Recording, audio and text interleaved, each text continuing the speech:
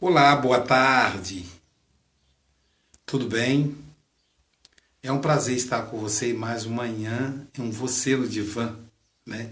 Depois de alguns tempos aí ausente em função das viagens para os Estados Unidos.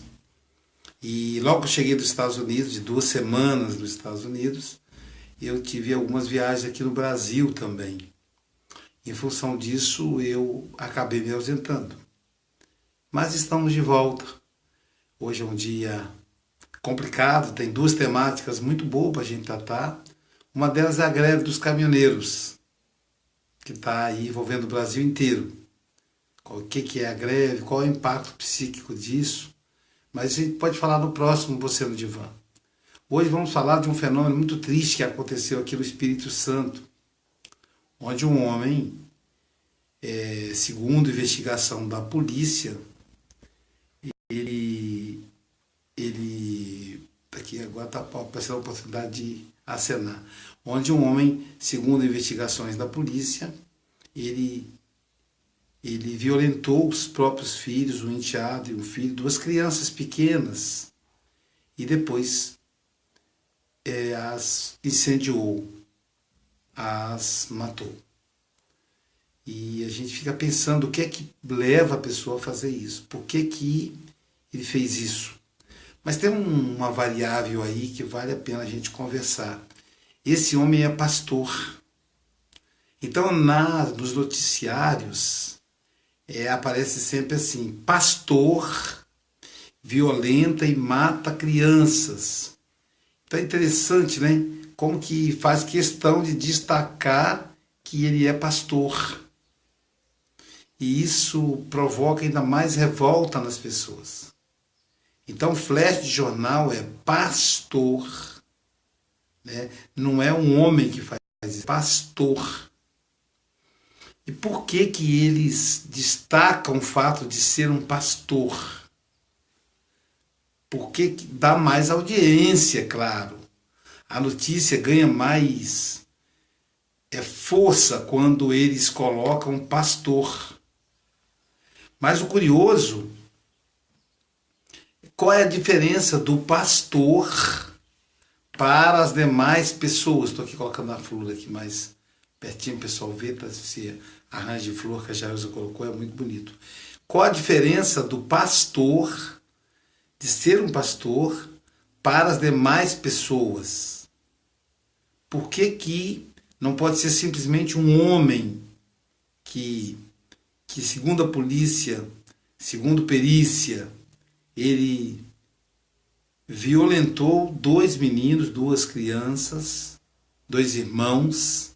Um era filho consanguíneo dele e o outro era enteado. E diante das consequências dessa violência, ele simula um incêndio. E aí, depois a polícia descobre que foi ele mesmo quem ateou a fogo nas crianças.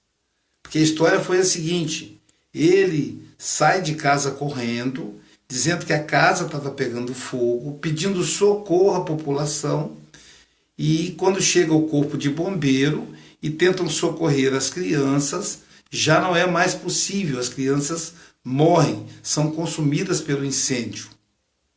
E aí, como não existe crime perfeito, a polícia vai investigar e conclui que, na verdade, quem provocou o incêndio foi ele. E investigando o passado dele, ele teve um passado complicado, depois fundou essa igreja, ele não é um pastor que fez teologia, né? Então não é um teólogo, é um pastor prático.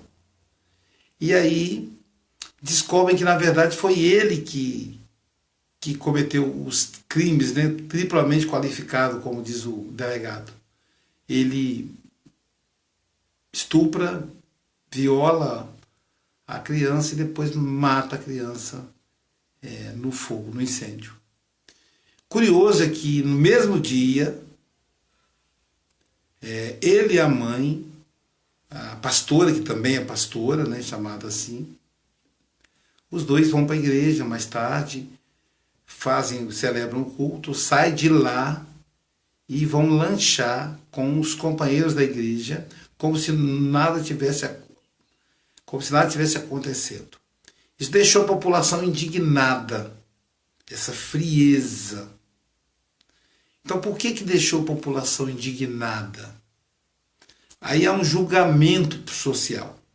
Esse caso ganhou repercussão do Espírito Santo, do Estado do Espírito Santo inteiro, aconteceu aqui na Grande Vitória, e no Brasil inteiro, no mundo inteiro, ganhou repercussão em todos os lugares.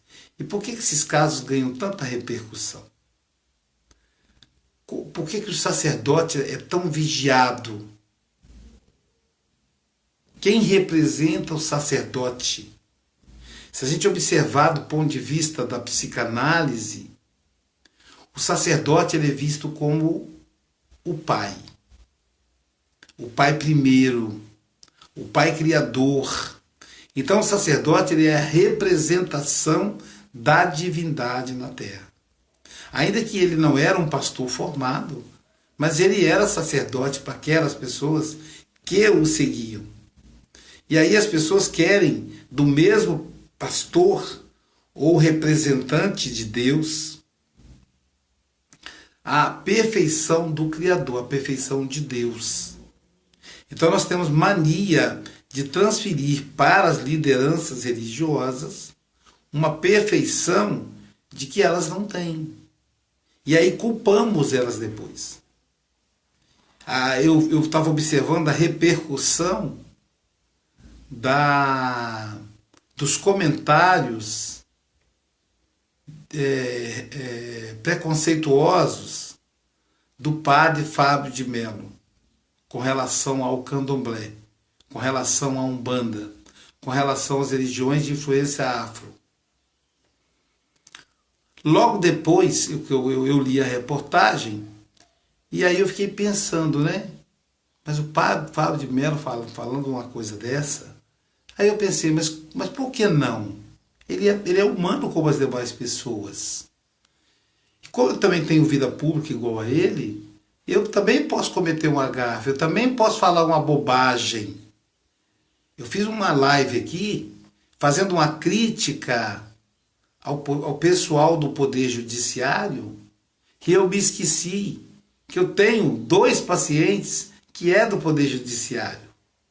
E aí eu perdi os pacientes, né? Porque eu fiz uma crítica à bolsa de estudos que eles recebem para os filhos, de R$7.000, ao auxílio moradia, inclusive os 2 têm casa própria e recebem auxílio moradia, esses 2 são meus pacientes. Então eles deixaram de se consultar comigo, né? Em função dessa minha atitude. Então a gente escolhe, as nossas escolhas acabam tendo reflexo. Então eu fiquei pensando, foi só uma escolha do padre Fábio de Mello. Eu poderia ter tido um comportamento desse também. E aí logo depois o padre, de uma maneira muito bonita, eu admiro o Fábio de Mello, ele vai dizer que ele não é dono da verdade. Ele começa dizendo isso, que ele comete falhas, aí ele pede perdão ao Baba Laorixá, um pai de santo, processa ele por essa atitude, e ele pede desculpa ao pai de santo por ter feito esse comentário preconceituoso. Ele assume isso. Então ele foi de uma grandeza. Ele se fez pequeno. E se fazendo pequeno, ele ficou grande. Disse Jesus, aquele que quiser ser maior, se faça ao menor. Então, ele se fez grande. Ou seja, primeiro ele abafou a celeuma, acabou com aqueles comentários chatos que circulavam na internet, porque ele assumiu. Disse, não, eu realmente errei. E peço perdão. E peço perdão às pessoas que eu ofendi. Eu tenho muitos amigos no candomblé, ele falando, tenho muitos amigos na Umbanda, e eu peço perdão a essas pessoas por terem ofendido elas. Eu não tinha o direito de fazer isso. E peço perdão. E fiz isso porque eu sou humano. Fiz isso porque eu sou falho. Fiz isso porque às vezes eu escorrego. Pronto. Por que o padre Fábio de Mello fez esse comentário? Porque ele é inteligente. Ele já sacou que as pessoas querem que ele seja um santo em vida. Ele pode estar a caminho da santidade, mas ele não é um santo em vida. Então o pastor também não é um santo em vida. O pai de santo não é um santo em vida, apesar de ser pai de santo, né?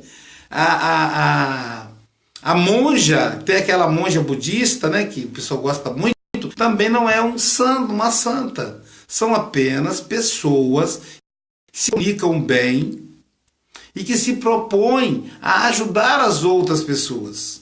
Mas cada uma dessas pessoas trazem em si dores, conflitos diversos dentro de si. Carregam dentro deles dores. Então, a ideia não é transformar em santo. Então, nós projetamos todos os nossos ideais, todos os nossos sonhos no sacerdote, querendo que ele seja uma pessoa boa, que ele seja uma pessoa perfeita, que ele seja uma pessoa sem conflitos, que nós queremos ser. Mas não, é apenas uma pessoa com boa vontade. Então esse pastor, ele é uma pessoa com boa vontade. E aí ele se propôs a fazer. Mas isso não quer dizer que ele seja perfeito. Isso não quer dizer que ele não traga conflitos. Isso é para a gente também ficar mais atento com os nossos líderes religiosos. Quantos pastores, quantos líderes religiosos foram acusados de se envolver em corrupção, em desvio de dinheiro agora nos últimos tempos? Né? Então, padres envolvidos em pedofilia. Não é porque é padre ou porque é pastor, porque é uma pessoa frágil, que está se esforçando, como você que está me assistindo está se esforçando. Não quer dizer que a pessoa vai vencer a batalha, mas quer dizer que a pessoa está se esforçando. O que é que fez com que esse pastor tivesse esse comportamento de abusar e matar os próprios filhos? Provavelmente ele sofreu abuso na infância. Provavelmente ele foi abusado. Muito provavelmente. Ou com certeza.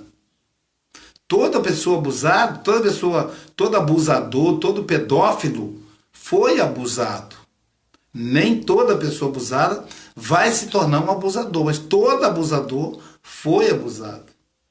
Então é uma pessoa frágil.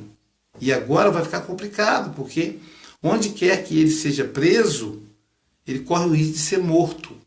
Porque os prisioneiros, eles não toleram esse tipo de crime. Não toleram esse tipo de crime. Agora que a polícia fez a conclusão, deixa eu aqui apertar aqui, agora que a polícia fez a conclusão que não foi um acidente, o incêndio, agora que a polícia descobriu que além das crianças morrerem no incêndio, elas também podem ter sido violentadas, porque elas gritaram antes de começar o incêndio, isso dezenas de depoimentos que foi colhido pela polícia, fora o que a perícia provou, por exemplo, que os meninos morreram do lado do colchão, que é a parte que mais incendia, e o instinto de sobrevivência faz com que a pessoa fuja do local aonde está acontecendo o fogo. Então, normalmente a pessoa corre para a janela, para a porta, ela nunca fica perto do lugar aonde é o maior foco do incêndio. E os meninos morreram perto do lugar onde é o maior foco de incêndio. Mas o que me assusta, o que me deixa reflexivo, é o fato da mídia manipular isso usando o título sacerdotal, querendo denegrir a imagem dos pastores. Porque quando ela coloca assim, pastor, bem grande, violenta e mata 2 crianças. ela está dizendo assim, todos os pastores, ou a maioria dos pastores, fazem isso. E isso não é verdade. Isso é um absurdo. A grande maioria dos sacerdotes, seja ele pastor, padre, chefe islâmico, né, monge budista, líder espírita, pai de santo, seja o que for, são pessoas que têm como objetivo ajudar os outros. Ah, mas alguns enriqueceram, porque eles não são perfeitos. Mas mesmo analisando que alguns enriqueceram, essa não é a regra.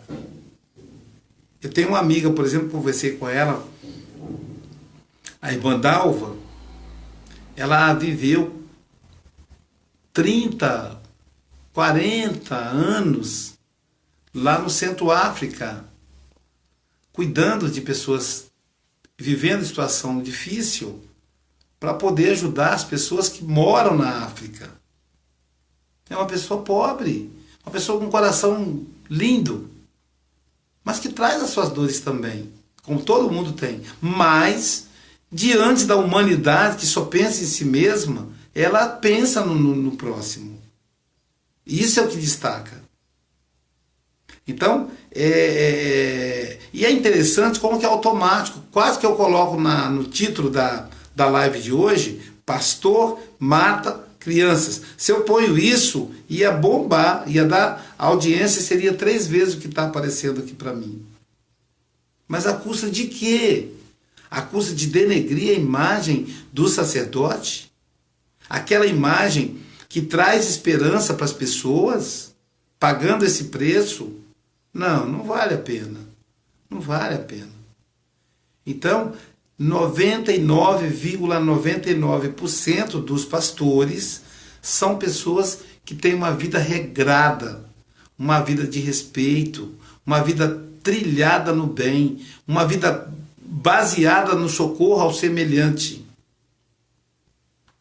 E aí, um caso desse é a exceção da exceção da exceção da exceção.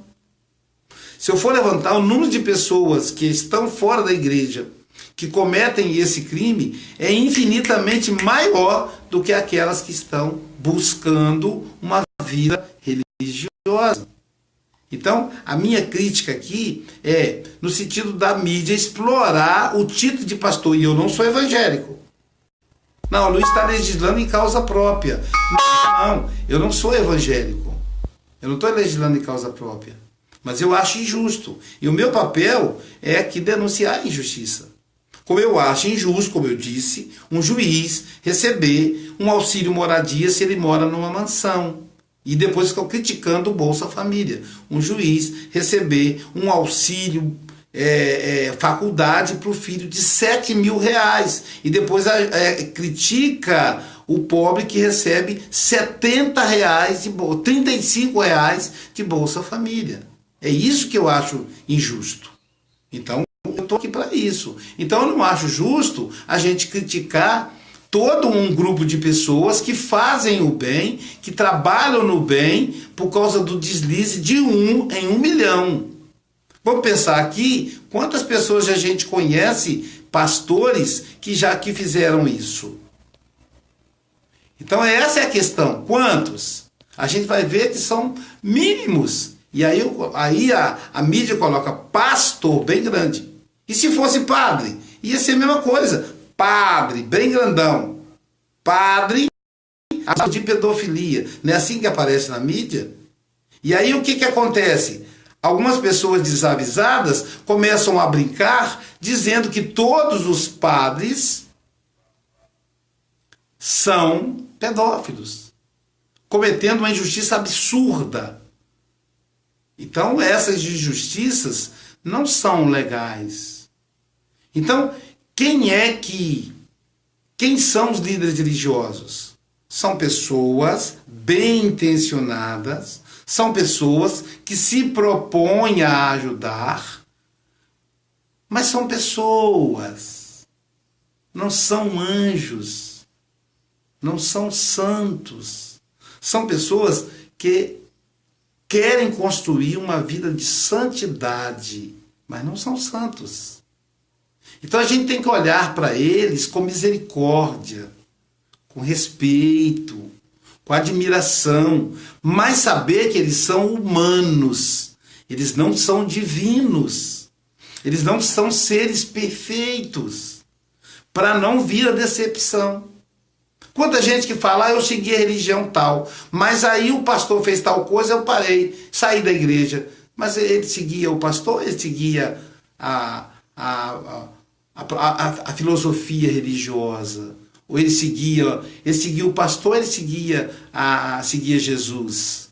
Ele seguia o pastor, ele seguia, enfim, o que ele estava fazendo lá?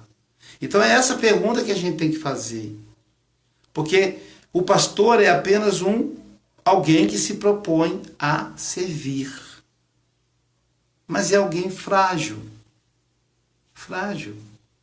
Jesus Cristo diz, o homem é muito mais frágil do que mau. Então a psicanálise vai nos mostrar que a gente quer colocar o pastor na condição de pai divino, que ele não é. Ele é um representante da divindade. É diferente de ser a própria divindade. O padre é um representante da divindade. O monge é um representante da divindade. Que é muita coisa. Quantas pessoas se propõem a fazer o bem, a abrir mão dos interesses pessoais em favor dos outros? Poucos. A maioria de nós estamos preocupados com só com o nosso umbigo. Então, quando alguém se propõe a pensar no outro e não só em si mesmo, esse alguém já é especial. Mas o fato dessa pessoa ser especial não quer dizer que ele esteja livre de qualquer falha. E é essa a proposta. É essa a questão. Como é que a gente está olhando esse noticiário? E essas crianças? Essas crianças deveriam estar protegidas, mas estavam lá à disposição de um homem psicopata. Mas tem esteira na testa? Não tem. Quantos pastores são psicopatas? Eu tenho a certeza, a convicção de que são muito poucos. De que são infinitamente poucos. Então, o título pastor é que me incomodou. Pastor, Porque quem olha já logo fica curioso para ler a reportagem. Se coloca lá, homem faz tal coisa, ninguém ia olhar. Mas quem fez ali foi o homem, não foi o pastor. Ele não estava com pensamento divino na cabeça quando ele cometeu o crime. É aí que está o erro. Se é um padre, ele não estava com o pensamento divino quando ele cometeu. Então não é o padre, é um homem, é uma mulher. Ninguém coloca assim, professora, também que professores colocam também, né? Empresário, né? Juiz ninguém coloca. Se colocar, pode ser processado, né? Mas cometem também. Todos os juízes são corruptos? Não, só alguns. Poucos. Alguns até são visíveis, né? Sai na televisão que ele vendeu sentença, que ele soltou do senador tal, deputado tal, a gente vê. E os caras continuam lá julgando. Mas aí não vai colocar juiz comete tal crime, porque o juiz pode prender a gente. Mas coloca quando é pastor. Isso é injusto. Quando é padre, quando é monge, quando é palestrante espírita, que é o meu caso. Então, se eu cometer um crime, coloca lá, palestrante espírita, não. Quem cometeu o crime não foi o palestrante espírita, foi o homem. Naquele momento, não era o pensamento divino que estava na cabeça. Era a fragilidade, era a fraqueza do indivíduo. E por que foi cometido o crime? Por que houve o abuso sexual? Porque foi abusado sexualmente. Além da prisão, essa pessoa vai precisar de um tratamento psiquiátrico, psicológico, psicanalítico. porque ela está adoentada. Porque depois, depois que ela cumprir a sentença, e no Brasil não existe pena, como é que chama quando é para a vida inteira, né? Não existe pena máxima, pena prisão perpétua, né? Não existe prisão perpétua, nem nenhum tipo de prisão, nem pena de morte. Então, quando essa pessoa for solta, ela pode voltar a cometer o mesmo crime. Então, além da prisão, esse homem ele vai precisar de tratamento psicanalítico, psiquiátrico, porque para ele não cometer o mesmo delito, já que ele é uma pessoa doente. Cometeu um crime, não estou dizendo. Abusar, matar é crime. O que eu estou dizendo é que ele fez isso porque é uma pessoa doente. Aí você vai dizer, mas a Luiz, se ele é doente, como é que ele está na frente de uma igreja? Mas ele não é pastor, gente, ele não tem teologia. Se ele fosse fazer teologia, ele e a esposa provavelmente não seriam aceitos. Mas eles abriram a igreja. Tem a credibilidade do povo. O povo menos esclarecido. Porque uma pessoa esclarecida percebe logo que o pastor não tem esclarecimento. Nós tivemos um caso aqui no Espírito Santo, aliás, aqui é cheio de histórias, de um pastor que tinha relações sexuais com as suas fiéis, isso orientado com base na religião. Os próprios maridos levavam a esposa para transar com o pastor. E aí era um problema de interpretação da Bíblia. E aí a gente foi ver o repórter, né, da mídia do Estado aqui, entrevistou o pastor, entre aspas, e era uma pessoa que não sabia ler a Bíblia. Por isso que ele interpretou errado. Ele não sabia ler direito. Era uma pessoa analfabeta, semi-analfabeta. Mas como é que uma pessoa semi-analfabeta funda uma igreja? Aí a legislação que é fraca nesse campo, que permite. E o povo, menos esclarecidos, que segue esse tipo de gente. Então, não é um problema da religião. É isso que eu quero chamar a atenção. Eu tenho amigos pastores em todo o Brasil. Eu tenho amigo pastor nos Estados Unidos. Eu tenho amigo em todas as religiões. Eu tenho amigos padres. Então não tem a ver com a religião. Tem a ver com a falta de esclarecimento da população. A falta de esclarecimento do povo que segue esse tipo de líder. Aquele Henry, por exemplo, que diz que é Jesus Cristo. Tem um monte de seguidores. Né? Tem as Henriquetes, né? Que são moças que são as tietes de Jesus. Né? E ele aparece lá, é um homem de mais ou menos uns 60 anos, magro, e ele coloca uma coroa de espinho na cabeça, enfim, faz toda uma cena, é um homem doente. E a mídia dá maior atenção, já foi dos programas televisivos com maior audiência. O que acontece? A parte da população que é esclarecida olha para o Henry com escárnio, com desprezo, com chacota, com deboche. Mas uma pequena parte que não tem esclarecimento olha para aquele programa e procura o endereço dele e vai aonde ele está. Porque é uma parte da população que ainda não tem o esclarecimento devido. Ou que está carente também, está sofrido nessa crise aí, desemprego, greve dos caminhoneiros, não temos candidato a presidente da República à beira da eleição, os políticos todos envolvidos em corrupção. Então, num cenário desse, a pessoa está muito desolada e ela vai atrás de qualquer coisa. Aqui em Vitória, há uns 10 anos atrás, uns 15 anos atrás, meus alunos foram pesquisar o Papa do Diabo. O cara ficou famoso no Brasil inteiro, no mundo inteiro, porque ele era o Papa do Diabo. E aí meus alunos foram lá, filmaram, tiraram foto, filmaram e entrevistaram o Papa do Diabo. E sabe o que o Papa... Lá tem o diabo direitinho, tem caixões e assim de gente. E gente de classe média alta, não era gente analfabeta. Não é jeito do ponto de vista, é a carência humana. Então estava cheio de pessoas lá com carrão, que iam participar do culto ao diabo. E sabe o que o diabo fazia, desse papa do diabo? Entrevistando ele, ele falou, o diabo ajuda as pessoas. A pessoa está com um problema no relacionamento conjugal, aí ela se aconselha com o diabo. E o diabo ajuda ela a vencer o relacionamento conjugal.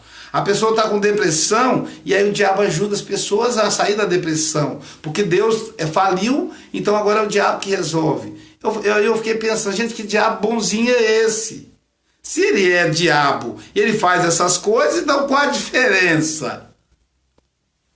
Qual a diferença?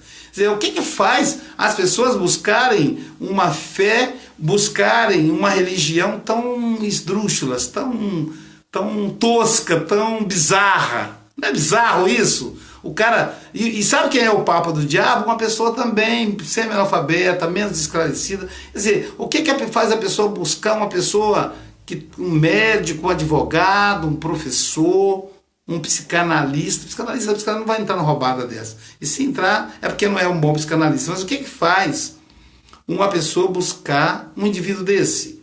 Um indivíduo dizer que é o papa do diabo. O que faz isso é a carência. É a carência da alma humana. Como nós somos carentes, como nós temos sede de paz, de preenchimento. A vida capitalista não consegue nos preencher. O consumo não consegue nos preencher. As ocupações intelectuais, profissionais não conseguem nos preencher. E esse vazio existencial, essa falta de dialogar conosco mesmo, faz com que a gente seja vítima de charlatães. E aí a mídia vai manipular isso. Pastor, padre, papa do diabo. São pessoas doentes que estão ali. Então fiquemos atentos com o sacerdote. Admiremos pelo trabalho de ajudar o outro, mas ao mesmo tempo busquemos quem é esse sacerdote, independente da religião. E não vamos aqui denegrir a imagem dos pastores. Eles não merecem isso. O cara não é pastor, para começar. Ele não fez teologia. Nem ele, nem a esposa.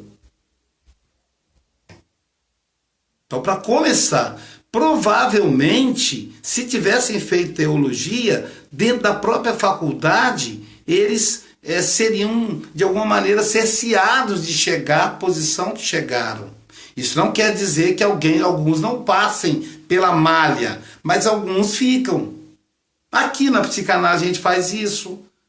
Todo mundo às vezes quer fazer um curso de psicanálise. A gente, quando percebe que o indivíduo tem pensamento psicopata, sociopata, quando a pessoa é esquizofrênica, a gente dá um jeito de tirar, de sair fora, de dizer que não é possível. Tivemos o assédio de um aluno, na última turma que formamos, muito grande, querendo ser psicanalista. E veio e tal, e aí a gente disse que não podia, e ele falou que ele tinha pós-graduação nisso, naquilo, e que só faltava psicanálise, que o sonho dele era ajudar as pessoas, mas é uma pessoa que não ajuda a si mesmo, uma pessoa com sérios problemas comportamentais, com dependência química, né, com surtos esquizofrênicos, surtos psicóticos, melhor dizendo. E aí eu disse, não pode. Aí, posteriormente, eu vi ele postou, não sei se é verdade, mas ele postou no Facebook a matrícula dele e a camiseta da faculdade no curso de psicologia. Aí eu falei, gente, ele vai fazer psicologia? Aí eu falei, não é problema meu, é problema da faculdade, que vai ter que dar um jeito de cercear ele lá. Em algum momento eles vão ter que travar ele, para ele não ir para o consultório. Deus me livre, uma mente dessa tratando de outras mentes. Aí depois vamos colocar psicólogo. Não. talvez ele nem vai concluir o curso de psicologia. Então esse pastor, ele não é pastor, gente. E ainda se fosse, os outros pastores não podem pagar por ele. Não tem nada a ver a tarefa que ele desempenha como pastor com o crime que ele cometeu. E por que a pessoa comete esse crime? Onde é que está a questão? Isso normalmente está preso à infância. Na infância, normalmente é uma frustração com o pai, com a mãe, está relacionado ao abuso. Nós temos dentro de nós o id, que é a parte psíquica responsável pelas pulsões sexuais. E temos do outro lado o superego, que é a parte psíquica responsável pela vida social. Então eu tenho uma pulsão sexual. Eu tenho vontade, por exemplo, de tirar roupa no meio da rua. Isso é o id quem propõe. Aí o superego diz, não faça isso. Se você fizer isso, você vai preso. É atentado ao pudor. E aí eu não faço. Mas se eu não tenho superego funcionando, eu vou tirar a roupa. É o que acontece com o psicótico. Uma pessoa no surto psicótico, ela sai nua pela rua fora, porque ela não tem o superego funcionando. Então esse senhor, ele teve um surto psicótico. O id falou mais alto. Então ele, por um surto psicótico, ele teve vontade de transar com os meninos, com as crianças. Na cabeça dele, aquelas crianças desejam ele, a pulsão, é o delírio do psicótico, do surto psicótico. Do outro lado, o superego dele estava enfraquecido. Então o superego não disse, olha, não faça isso. Então o que acontece com o surto psicótico? A pessoa abandona o superego, o que fica com ela é só o id. Então passa a ser comportamento do id, o mundo psicótico. E aí o ego perde a força. Porque o ego é quem faz é quem arbitra. O ego é quem escolhe entre ouvir o superego e ouvir o id. Como ele não está no surto psicótico, ele só ouve o id. E aí ele passa a viver num mundo paralelo. No mundo em que as crianças desejam transar com os adultos. Né? Então é esse mundo que ele vai viver.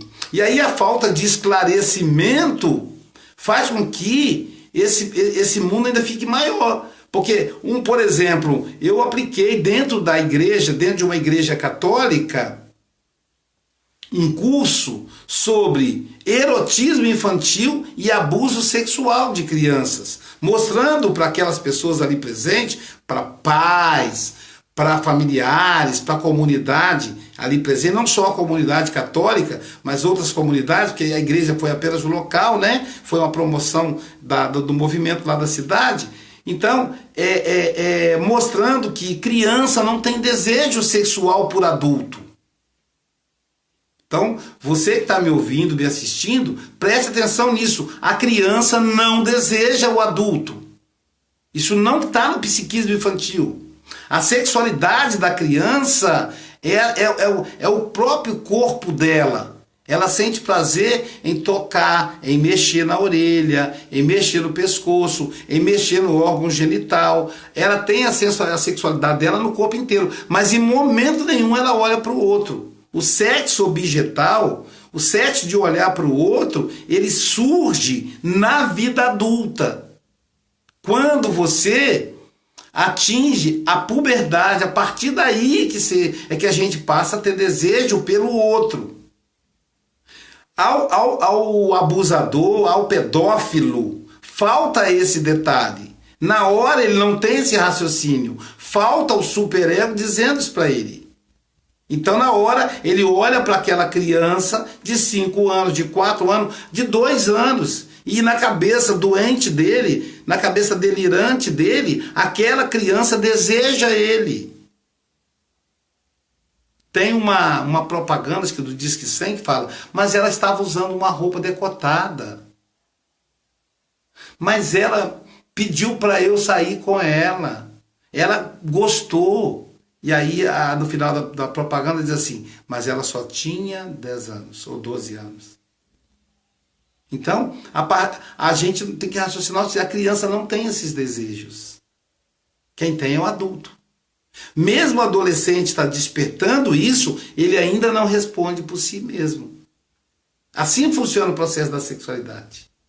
Então, quando a gente tem esse esclarecimento, a gente fortalece o superego, que é essa instância que vai nos alertar na hora da confusão, e aí a gente pode ter uma vida social. Porque quando a gente comete um crime desse, a gente perde a capacidade da vida social.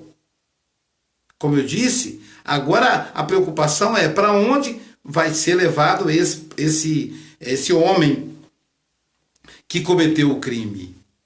E a mãe das crianças, onde é que ela estava? Eu confesso a vocês que eu não vi a reportagem com profundidade, eu vi alguns flashes na CBN. Eu tenho evitado ver televisão, porque normalmente os jornais televisivos nos deixam deprimidos. Mas às vezes eu estou dentro do carro e aí eu me enjoo da música e aí então eu ligo a CBN. E na CBN então passou o delegado sendo entrevistado e esclarecendo como aconteceu o crime. Aí eu falei, não, eu vou escutar, porque para mim é interessante para eu debater isso com a população, para eu conversar isso com as pessoas que me seguem. No entanto, eu ainda acho injusto usar o título pastor. Aliás, para você que me segue, tem uma questão aí. Foi aberto um novo perfil para mim. Eu já tenho 2 perfis. O Aloísio Psicanalista, o Aloísio Psicanalista e Palestrante, e agora eu abri Aloísio Psicanalista SBP. Por que são 3? Porque cada perfil tem direito a 5.000. Eu já tenho 10.000. Então não posso mais adicionar. Então você tenta adicionar em um deles, se não der, você tenta no último. Aloísio Silva Psicanalista SBP. Esse é um novinho, esse que tem mais vagas. Tudo que tem em um tem no outro. Por exemplo, esse vídeo está sendo compartilhado por todos os meus perfis. Você estiver ligado a qualquer um dos perfis, você está assistindo ele. E quando terminar, eu vou compartilhar, enfim. O que tem num tem no outro, eles são iguais. Um tem a minha foto com a minha esposa, o outro tem eu charmoso com a mão no queixo, e o outro tem eu fazendo palestra, mas todos são iguais. Eu só abro mais porque preencheu. E eu tenho página também, mas eu gosto do perfil, que é uma coisa mais próxima. Eu faço questão disso. Como é negócio de 1, 2, 3 me incomoda, eu crio alguma coisa. Então ficou Aloísio Silva, Palestrante SBP. Também tem um aplicativo onde todos esses vídeos estão juntos. É só você ir no Play Store, digitar a palavra psicanálise e vai aparecer lá a minha foto com o SBP. E aí você clica, é gratuito, você não paga nada. Você pode compartilhar com os amigos, dá nota lá. E aí lá tem todos os vídeos. Esse vídeo aqui, por exemplo, ele vai para lá, daqui uns 2 dias, o meu filho Vitor Hugo vai colocar lá. Tem tudo lá, todas as lives estão lá. Né? Então, você pode me assistir lá também. Se você tiver alguma dúvida, se você quiser debater alguma coisa com relação a esse assassinato dos meninos que foram queimados aqui no município da Serra, salvo engano, aqui no Espírito Santo, coloque aí a sua pergunta ou coloque aí a sua participação que a gente vai registrar. Né? Agora a gente vai começar a registrar as presenças, que são muitas. Vocês viram aí que a minha audiência está lá em cima. Eu estou agora com 52 pessoas ao vivo me assistindo. Chegamos até 80 aqui. Né? Então, a nossa audiência está lá em cima. Isso, no final do vídeo, significa mais de 1000 visualizações. Né? Eu agradeço aí esse acolhimento. Depois de 1 mês fora, o Você no Divã volta com essa audiência toda. E olha, o Você no Divã, vou ver se eu faço um especial amanhã, se der tempo. O próximo Você no Divã vai ser na terça-feira. Mas eu vou ver se eu faço um amanhã, que eu quero conversar com você sobre a greve dos caminhoneiros. Quem é o caminhoneiro, psicologicamente, como é que ele vive, né? Porque o caminhoneiro, ele fica longe da família, ele se sacrifica. E aí, quando ele é prejudicado, a importância dele para o país, a característica psicológica dele, o que é que nós temos de caminhoneiro dentro de nós. Então, tudo isso eu vou falar na nossa próxima live.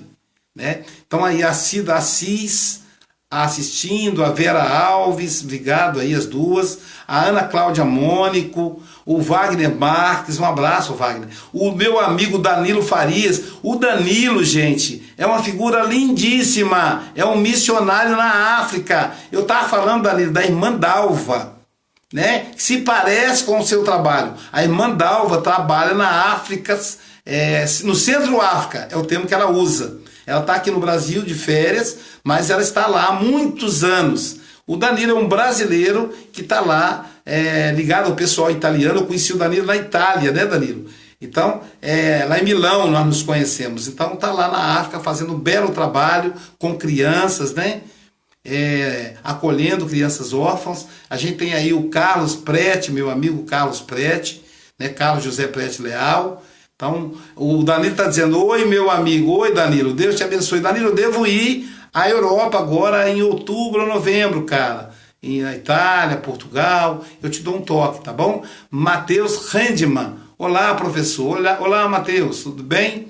A Rafaela Alves Ferreira, um abraço, Rafaela. O Luiz Maria Roveta, o Rodrigo Teodoro Silva, o Rodrigo, boa tarde, professor. Boa tarde, Rodrigo. A Thaís, doutora Thaís Serafim, que faz um trabalho muito bom na área da psicanálise, nossa colega psicanalítica, psicanalista Rafaela Alves Ferreira. Que Deus tenha essas crianças em um bom lugar, com certeza, Rafaela. E Deus é misericordioso, e com certeza Ele acolheu essas crianças em um ótimo lugar.